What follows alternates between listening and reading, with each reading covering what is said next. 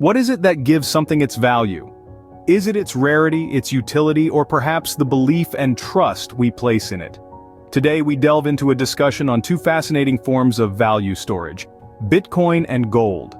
Bitcoin, a digital currency, is often referred to as digital gold, and for good reason. Like gold, there's a limited supply of Bitcoin. The total number of Bitcoins to ever exist is capped at 21 million. This scarcity mirrors that of gold and creates a sense of value. But Bitcoin goes a step further.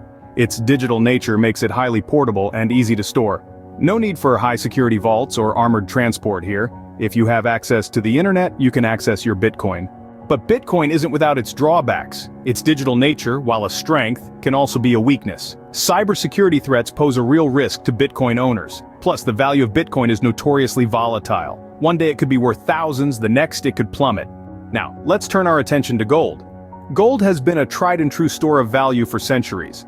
Its physicality gives it a sense of permanence that Bitcoin lacks. Plus, it's not subject to the same cybersecurity threats as Bitcoin. And unlike Bitcoin, the value of gold remains relatively stable. But gold isn't perfect either. Its physical nature means it's not as portable or easy to store as Bitcoin. Plus, the supply of gold isn't finite. Mining continues, and as more gold is found, the value could potentially decrease. So, how do we wrap up this comparison? Both Bitcoin and gold have their strengths and weaknesses. Bitcoin's digital nature makes it portable and easy to store, but also exposes it to cybersecurity threats and volatility. Gold's physical nature makes it feel permanent and stable, but it's not as easy to transport or store, and its supply isn't finite. In the end, the choice between Bitcoin and gold comes down to personal preference and risk tolerance.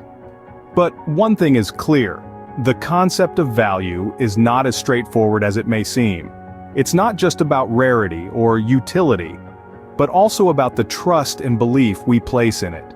And if we consider the finite nature of Bitcoin, where only 21 million will ever exist, compared to the ongoing mining of gold, one might argue that Bitcoin holds a stronger promise of value in the long run. After all, scarcity is a key driver of value.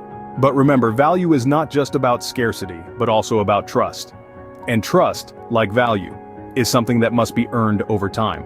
So, as we continue to navigate this ever-evolving digital landscape, keep these thoughts in mind.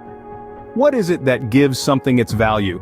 And how does that shape our understanding of Bitcoin and gold as stores of value? The answers to these questions may just shape the future of our global economy.